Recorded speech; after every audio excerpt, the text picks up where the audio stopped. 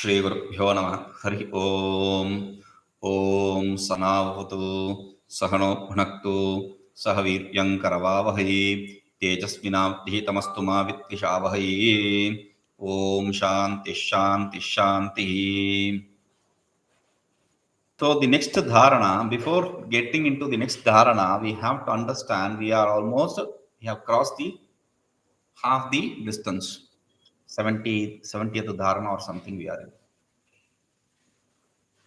So I have already specified this before. I have mentioned this before, but I think it is time to again revisit it.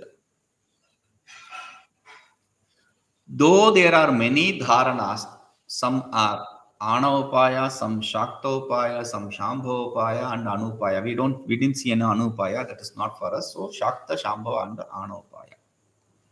And all those which are anupayas, I make you to practice. I teach you how to practice it. But we have to understand not all of them should be practiced by everyone. There is no need for one person to practice everything. That is one. And another thing is, one should not practice something which he likes more. Then what should we do? We should have to approach the Guru and ask his permission and what should be done, which of the sadhana should I practice. Well, if the Guru, by Guru I mean a person who has knowledge of these things. Because there are Tom, Dick and Harry who call themselves as Guru, we are not talking about them. So we have to practice only those which are or only that which is prescribed by Guru. Okay. So even if it is not something which is seen in this text, whatever the Guru says, that is the final. Because in Shaiva Siddhanta, in this philosophy, Shaiva philosophy, Guru is Bhairava. Bhairava has come in the form of Guru. We don't say we accept Bhairava to be Guru. Accept Bhairava to be Guru. No. Bhairava has come in the form of Guru. The Guru is Bhairava. Okay. So you have to accept this and accept whatever he says. Because if you are going to do things on whims and fancies, then it is not going to be productive. It may even be counterproductive. Okay. Now, cittādyantaḥkṛtirnāsti mamāntarbhāyediti vikalpānāmabhāvena vikalpairuñjhito bhavet. cittādyantaḥkṛtirnāsti mamāntarbhāyediti vikalpānāmabhāvena vikalpairuñjhito bhavet. Beautiful. What does he say?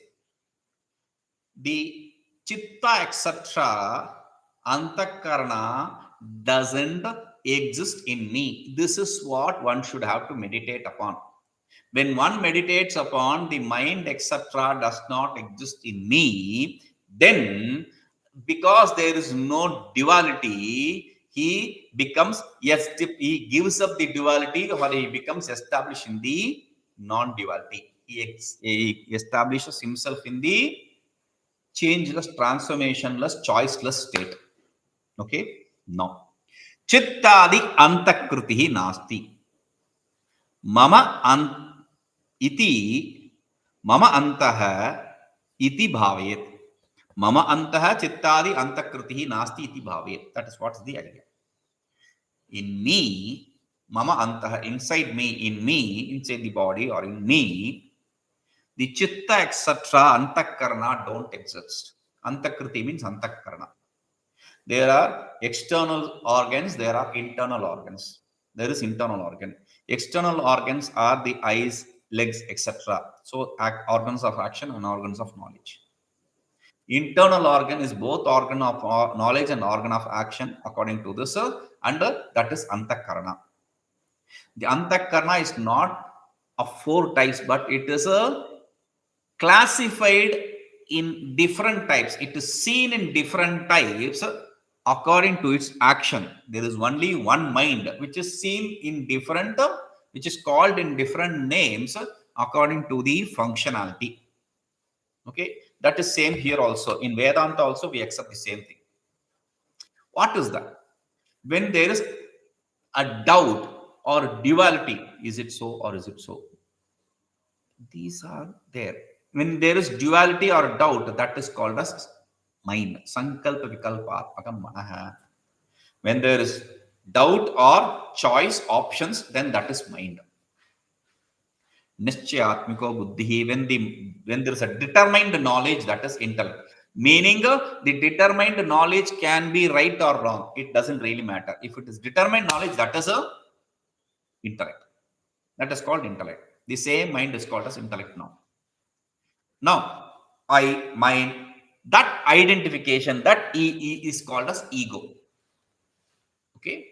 And whatever is registered, whatever we see, experience that is registered, that registry is called as chitta.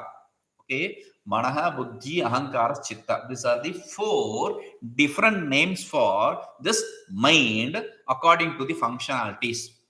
Okay. Now, this does not exist in me. This is the meditation. When you meditate like this, what happens? See, we saw the object exists, the sense organ exists. There is a meeting of object and sense organ. The knowledge takes place. Indriyartha sannikarsham janyam jnanam pratyaksham. That is what we said. The sense organ, sense object meet, the knowledge takes place. But the knowledge does not take place when the mind is roaming somewhere else. I gave an example of the class. When we were in, when you are in class, sometimes you would have missed this idea also when I said this. So this I said earlier. Anyway, so if the mind is turned towards some other objects, is turned inwards, even though the object exists, the sense organ meets it, you are not going to see it. So everything is projected by mind. This is the valid proof for that. If the mind exists, the object exists externally. If the mind does not exist, there is no object. That is why when you see, when you meditate that there is no mind inside me, that means there is no projection outside you. Therefore, vikalpānāmabhāvena. Since there is no vikalpa means choices, options. That is the first meaning of vikalpa, because vikalpa is used twice in the same line. Vikalpānāmabhāvena, vikalpairuñjhito bhavet. Vikalpairuñjhito means vikalpa, if you take it as choice again, ujjita, he rises above or he renounces the choices. That is the idea. Okay. Vikalpa has another meaning. Vikalpa has one meaning, which is choice. Vikalpa ujjita bhavat, he renounces vikalpa means he becomes nirvikalpa. He attains nirvikalpa samadhi, attributeless samadhi, choiceless samadhi. Okay, that is one meaning. Vikalpa also has another meaning. According to Yoga Sutra, vikalpa is defined as, there is a sutra which defines what vikalpa is. Shabda jnana anupati vastu shunyo vikalpaha. Shabda jnana anupati vastu shunya. The words may give you knowledge, but in reality there is no object. You gain the knowledge, but in reality, there is no object. That is called as vikalpa. Meaning what? When I say mare's horn or barren woman's son, you immediately understand what I mean, what I said. But the problem is, you should not understand because these objects don't exist. But still you understand. That is because of this vikalpa. Similarly, we understand pot, cloth, etc. These also don't exist in reality because it's a projection of mind. It's a projection of mind. When the mind itself is not existent, how can the projection exist?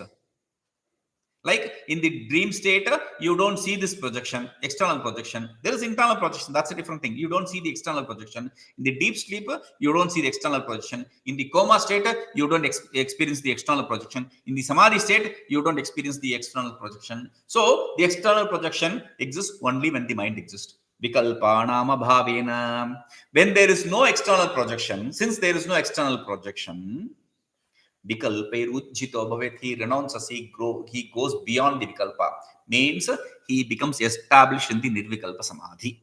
Okay, now this is a shakta upaya. There are some patha veda, another reading, mamāntarbhāyediti. Instead of that, mamāntarbhāyediti. Yadi means if you meditate like this, then this will be this. That's how you have to interpret.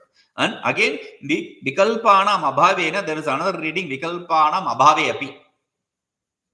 Okay, but this reading is a good enough reading. Shivopadhyāya's reading is a perfect reading. Shakta upaya, this is, therefore there is nothing to practice for us. We go to the next dharana. Māyā vimohinī nāma kalāyāḥ kalanaṃ sthitām ityādidharmam tattvānāṃ kalayanna pṛthagbhavet. Māyā vimohinī nāma kalāyāḥ kalanaṃ sthitām ityādidharmam tattvānāṃ kalayanna pṛthagbhavet. Okay. Vimohinī nāma māyā. That which deludes you is called as māyā. And that which differentiates is called as kala.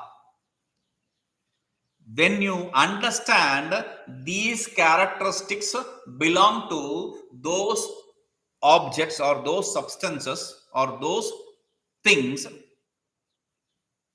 those tattvas, okay, properties or that substances, whatever that is. So when you understand it to be the character of those things, or these are attributes, they belong to those attributed.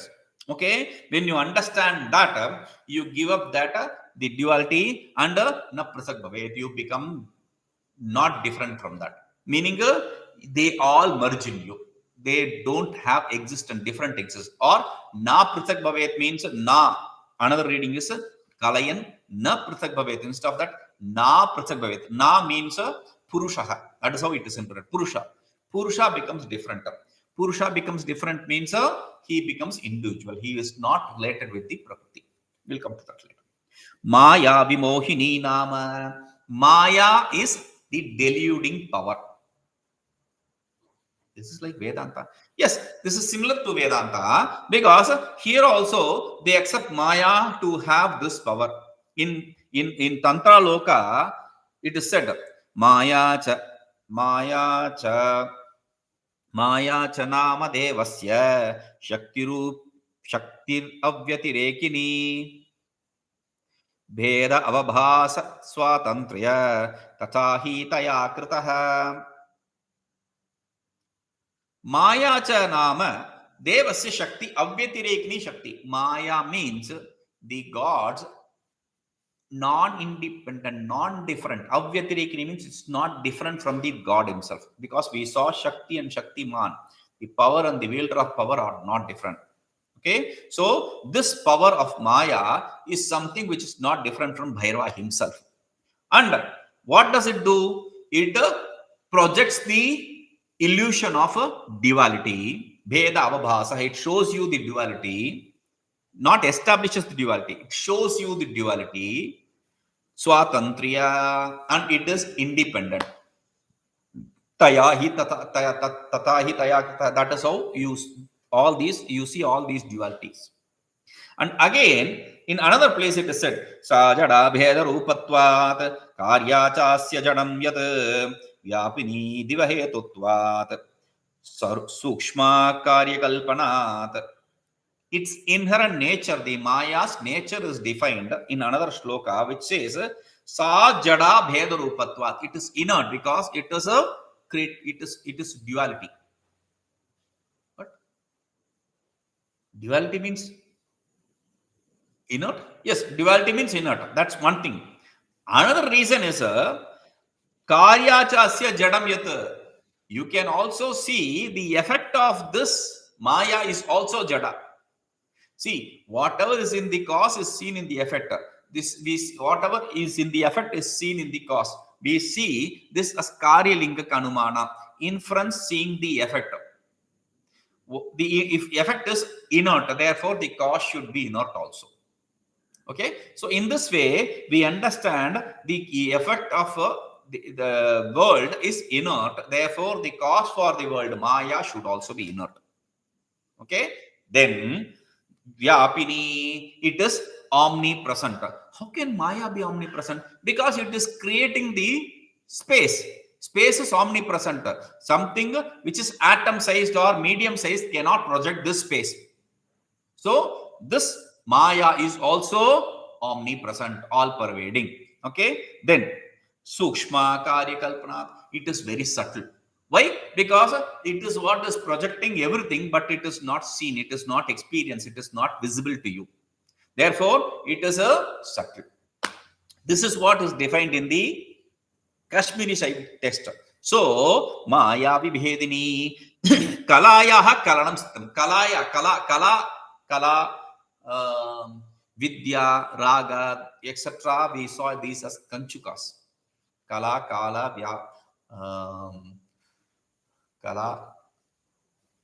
raga, vidya, then kala, then niyoga. These are called as kanchukas. We saw this. We are not interested in all that. Now we say kalāyāḥ, kalanaṃ. Kala is something which produces the duality. Maya is the deluder and kala is the projector. So when in Vedanta we see two kinds of power of avidya, ignorance, Maya, ignorance. What is that? One is the power of willing, the other is power of projection. Avarana and vikshepa shakti. Maya is the avarana, the wheeling power. Kala is the vikshepa power, the power of projection. And because of the power of projection, we have vidya. Vidya means the experience of duality. All those things. So everything boils down to the Maya. First delusion of deluding your own nature that you are not Bhairava, and then projecting through Kala. So the projection, whatever you see, you say, oh, this is all Kala's work. Maya and Kala are also names for girls. So Maya and Kala here are words in feminine case. Okay. So, oh, this is work of this Kala girl. Get lost. This is not me. This is deluding power. This is deluding me, the omnipresent eternal self, to be Bhairava, to be something else. Oh, this is your work, Maya. Get lost. So you are categorizing these activities, whatever you see, as belonging to these attributes. Therefore, you become independent of these. That is why he says, ityādidharma tattvānāṃ, dharmam tattvānāṃ. These are the attributes, dharmas of those tattvas, of those substances, not me. Kalayanna, by differentiating this, differentiating yourself from that, na pṛthagbhavet, he does not become different. He becomes one with everything. Okay? Or na Purusha becomes different. Purusha becomes different means in Sankhya and Yoga philosophy it is said Purusha prakritim pashyati Purusha prekshavat avastita swachah. He sees the Prakriti. Prakriti is Maya. He sees the Maya and its effect, Kala, and like a witness, like a audience. He is not associated with it, just sees that. So that is what the liberation is here. Okay, so you become Bhairava himself. This is Shakta Upaya also. Next, jhagitīcchāṃ samutpannāmavalokya śamaṃ nayet yata eva samudbhūtā tatastatraiva līyate. A very beautiful Dhāraṇā. This is before explaining anything, I don't normally tell about the Dhāraṇā, but this is a very beautiful Dhāraṇā. But what to do? This is Śamaṃ. This is not Shakta, this is Śamaṃ, because there is nothing to hold on to. Therefore, this is Śamaṃ. Okay? Now, we come to the Dhāraṇā. I'll explain why I started with saying this is Śamaṃ. Okay? Jhagitīcchāṃ samutpannāmavalokya śamaṃ nayet yata eva samudbhūtā tatastatraiva līyate. Jhagitīcchāṃ samutpannāṃ. When a desire sprouts, when a thought sprouts, then when you see that thought, it subsides there itself. Wherever it came from, it merges in that very place of creation. Okay? When that merges, there is no thought, then there is no creation. Therefore, you become the Bhairava. That is the quintessence. Now, jhagitīcchāṃ samutpannāṃ. Ichcha means desire. Okay? That is how every commentator explains this. Ichcha, desire. Desire means the putreshana, etc. The desire for son. Let me have this, let me have that, etc. So here, that is not what ichcha means. Ichcha means not desire. Ichcha is thought.